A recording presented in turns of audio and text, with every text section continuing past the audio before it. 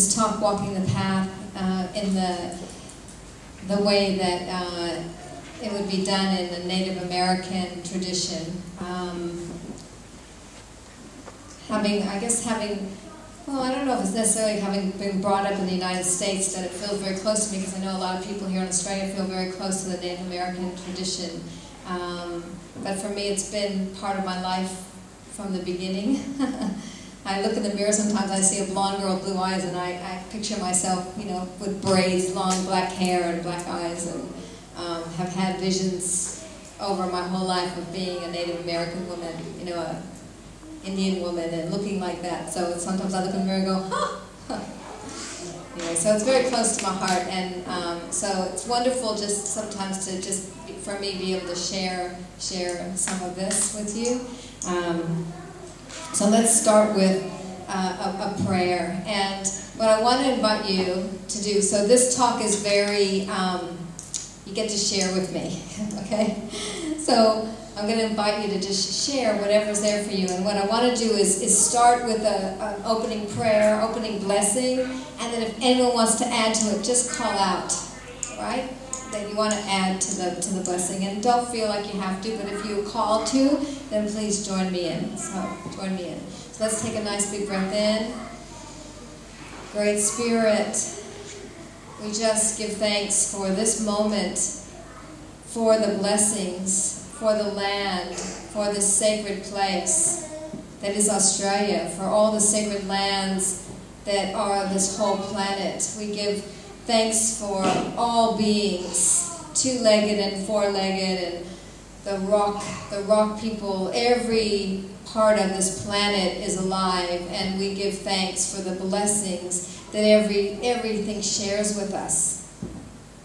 We give thanks for Mother Earth and Grandfather Sky. We give thanks for the rivers and the water that we drink. We give thanks for the indigenous people of this land. We give thanks for this very moment in time and our oneness with everything.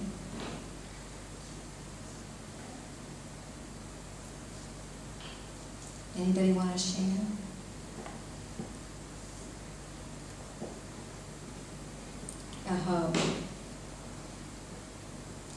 I want to talk about the path, that we're walking this path of life, all of us, aren't we? And, you know, we all have maybe gone different directions and tried different paths. And every path takes us back to where we need to go and guides us and directs us, even if the path feels hard, like we're climbing up a steep mountain. How many of us have felt like that at times? You know, that we'll never get there, and I feel like I'm so far away from the right path. And you know, at times we go away from our spiritual path, from feeling connected.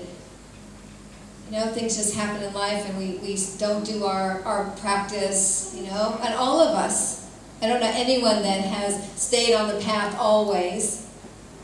You know, I remember hearing years ago, I did this training with Robert Kiyosaki, and I remember him talking, this was in the 1988, 89, and I remember him saying, you know, when the astronauts went up to the moon, went to space, they're on track, off track, on track, off track, and that's our life. We're on track, off track, on track, off track, on path, off path. Isn't that true? And that's kind of the journey. And sometimes we go the long way around. And sometimes we take a shortcut.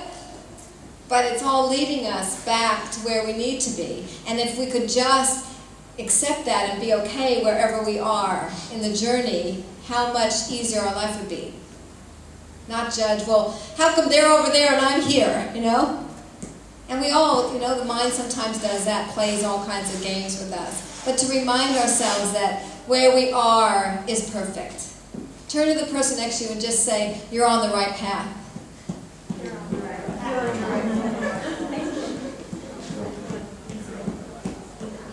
Okay, now turn again to them and say, I'm on the right path. I'm on the right path.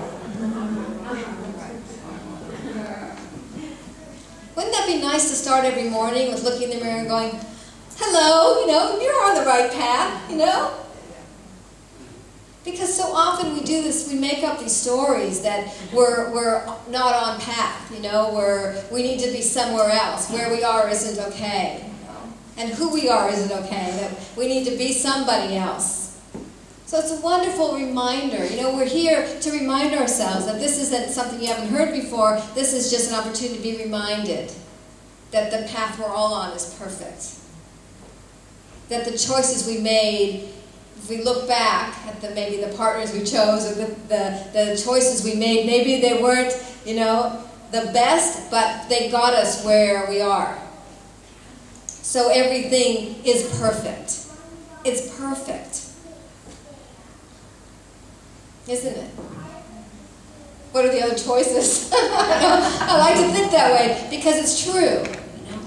Because everything is in divine perfection. There isn't anything that ever is not in divine perfection. So I wanted to share with you the Native American principles and commandments for the path. And we'll, you know, have a chance if anyone wants to share, please do. If you don't, it's fine. But if you want to share, that's how we all learn and grow, isn't it? By being able to share. So the first one is take full responsibility for your... I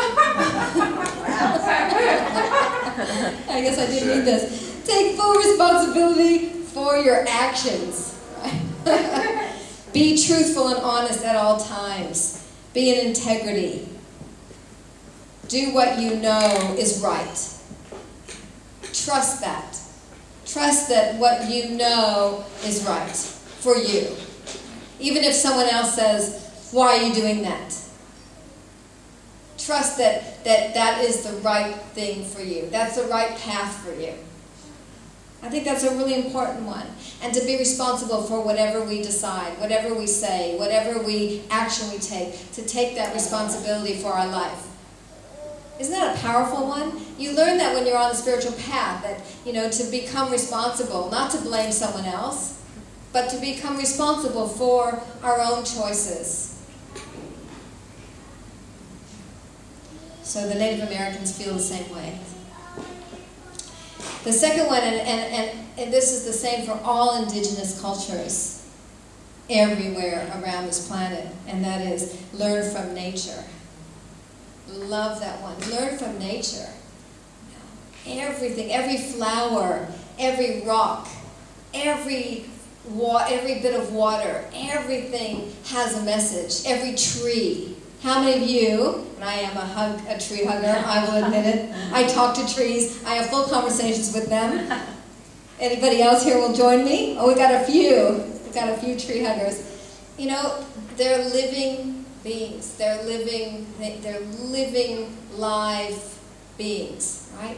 Trees, flowers, everything. If you talk to an indigenous person, the Aboriginals know which plants they can eat. They talk to everything. They're in communication with nature, with every living thing. So are the Native Americans. So are every other indigenous culture. And somewhere, you know, we know this stuff, but maybe we were never taught it or don't trust it fully. But become more aware. You know, maybe over the next month, take time to notice things in nature. Ask questions. You know, if you find a tree, sit down and say, "Hello, tree. What message do you have for me?" And the part of your mind will go, "Are you crazy? Have you gone nuts? Do you have to lock yourself up in a hospital? To the mental unit?" You know. But I mean, there's so much more open to us that we don't always recognize. You know, living at the lake on the Central Coast, I've become so much more aware of nature and every being, you know, and it's so beautiful to open up to that, to become more aware of that. So every step you take outside, become aware of how you feel as you're stepping, of what's around you, of the sounds and the smells and everything. To learn from nature. The Native Americans say the earth and I are relatives. Ahomataquiasin, we're all related to my relatives. So that tree over there is your uncle, your aunt. No, we're all related. Every part of nature is part of us. All things are interrelated. Everything in the universe is part of a single whole. Everything is connected in some way to everything else. It's only possible to understand something if we understand how it's connected to everything.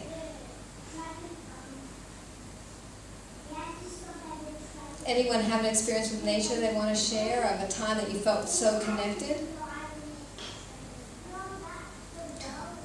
Well, just being in the Southern Highlands is very connected. Yeah, the move that we've made. The move, is yeah. amazing. What's different about it? What have you guys noticed? Well, nature and space and timelessness, really. Yeah, for me, it's just puts things in perspective. Perspective, yeah, definitely. And you had a parrot come visit you? Yeah, yeah. And he was talking to you, so he was Eating out of his hand. Yeah. So, and those parrots migrate from somewhere a long way away, and they come. So it's just there's a lot of timeless messages in there about kind of just slowing down and just the flow of life really. Get out of the head. Yeah, get out of the head. And for many, and for me especially, nature is my temple, is being in nature is the place that I connect the most. And I know for so many of us it's that. And if it's not, then take time maybe this month to go out and just notice how it is for you. Stop and look at a flower. Take a few minutes to smell it and see the magnificence that made this flower. And how there's no two flowers that look exactly alike, just like we're all magnificent. There's no two of us that look exactly alike. So we're in nature everywhere we look. And the third one is show great respect for fellow beings, for ancestors, and for yourself. So I love that one. Forgive and honor yourself and others. The path will always be there for those who decide to travel it. Any person who sets out on a journey of self-development or spiritual journey will be guided, directed, supported, that everything that we need is there. And sometimes it shows up as a person, guides us and directs us. But on a invisible level, there's always that support, isn't there? And sometimes when things feel so hard, for me, the only thing I do, when things are to a place where I don't know what to do next, is I surrender it to Spirit. I just say, take this. Lift this heaviness, Lift this veil so I can see more, so I can experience more, so I can be more connected. So sometimes it's just about really letting that spiritual support be there for us, because it can't be unless we ask for it, right? So unless we're willing to ask for that support, it won't be there. We won't feel it. It's always there, but it's about being able to really say, help, I need the support now. Show me, guide me, direct me, and it's always there. Always. See, Patrick knows. Give assistance and kindness wherever needed. Work together for the benefit of mankind, the benefit of all. So I love those teachings, like that Native American teaching of give assistance and kindness wherever needed. Be of service. What a difference that makes. It takes us out of ourselves. It helps expand us to be more of who we are. And dedicate a share of your efforts to the greater good. Right? So dedicate a share of your efforts to the greater good. So what does that mean? What does that mean? Being of service. Yeah. So how can we do this? What ways can we do that? What are some of the ways that we can, be of greater good, dedicate a share of our efforts to the greater good? How can we do that? I guess, sorry. No, go ahead. No, go ahead. I was going to say just to be your unique self is a gift to the world. So we all have talents or a group of things that come together to make us us. And when we're living that path, when we are on that path, then that is a gift to the world as well. So that's beautiful. Yeah. So being who we are, sharing who we truly are. And Linda, what were you going to say? I was just going to say, be encouraging to your friends and family, be positive and encouraging. Encouraging, yeah. Curtis? Praying for world peace. Yeah. Praying for world peace. And feeling that peace inside of us. Isn't that true? That in order to create that, we've got to be that.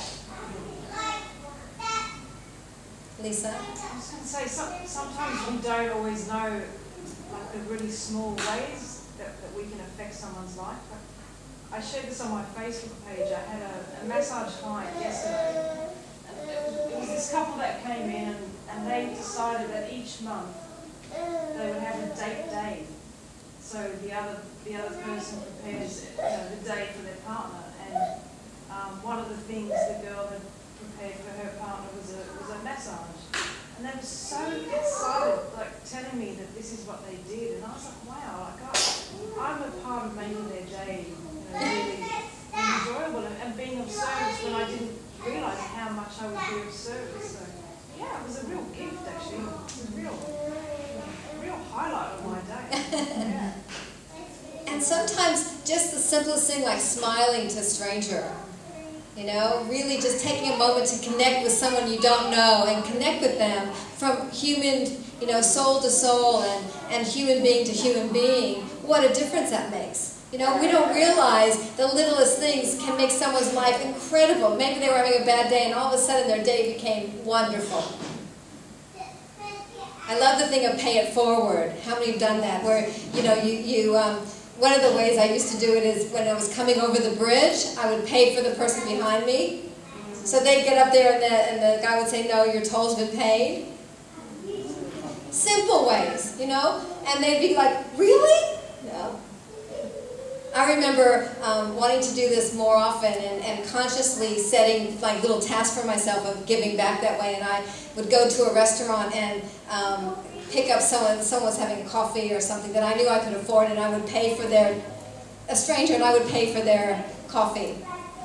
And they'd go to pay for it and be paid for. There's so many things like that we can do that would make someone's whole year. So, there's just wonderful things to think about. I'm going to just encourage you to think about what you could do this month. That, maybe each week, what can you do that's going to make a difference to somebody else? Different from what you normally would do. And it doesn't have to be giving money. It can be whatever you want it to be. I love that one. I think it's a wonderful thing to just get it in our heads and our consciousness, because then we can choose whether we want to do that or not. But think about how you would feel if someone did that for you. Pretty wonderful. Leah? I think when you receive something like that, it makes you feel like you're on the right path. Something about path, you know what I mean? When sometimes when things like that happen, it feels like magic, and it just makes you go, okay, I'm doing something, I'm in alignment with something good. Yeah. The good thing about it is it's a win-win situation. Yeah. Yeah, absolutely. And these aren't major things, they're little things that make, and it's usually the littlest things that make the biggest difference. The littlest things. See, Patrick's been agreeing with me the whole time. And the last two, remain close to Great Spirit. So at all times, remain connected. Great Spirit is what the Native Americans call God. Remain close, remain connected in whatever way that is for you. Praying, meditating, just being still, being in nature, whatever that looks like. And the last one is look after your well-being. Look after your body, look after your mind. Take good care of yourself. Make sure that you're hydrated, that you're breathing fully, that you're doing things that you love, that you're moving your body, that you're, doing all these things, eating healthy foods, that you're listening to what your body needs, that you're resting when you need to rest. All these things are so important to be walking our path. We can't do it, if we're not well. If we don't have that wellness in us, it's much harder to walk the path, isn't it? To have the vitality to want to go and do things and all these things that we just talked about. So I think that's probably number one. So these aren't in any order, but how important it is for us to take better care of ourselves. Because this is the body, the being we've been given in this lifetime to do what we're here to do. And the better care we can take of ourselves, the more we can do what we're here for.